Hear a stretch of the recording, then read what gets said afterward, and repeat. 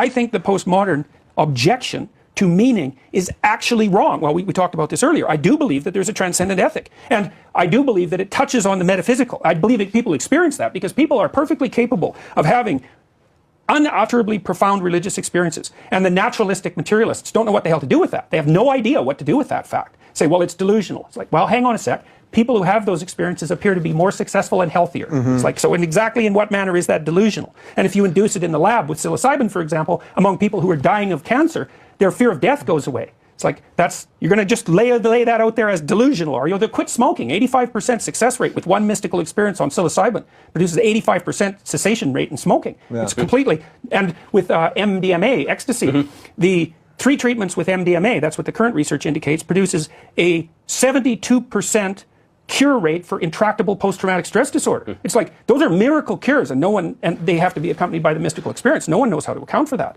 And so there is a transcendent ethic. So it's a very physical thing. I mean, in a case like that, you talk about ayahuasca or any of these things, right? You're eating something, you're ingesting something, smoking it, whatever it is.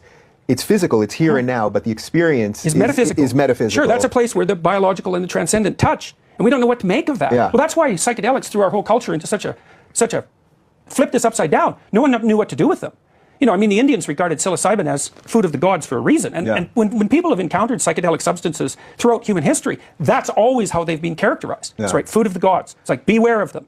But they open the door to the transcendent. And, well, I think the evidence that they are doing something, that psychedelic substances are doing something that we seriously don't understand at all, not a bit, is overwhelming. Rick Strassman wrote a book on his experiences giving DMT to a whole bunch of people down he was in Austin, I think. And Strassman's a pretty straight scientist. You know, he was interested in measuring psychophysiological responses to the drugs. Well, he'd give people DMT and they all came back with the same story. I was blasted out of my consciousness.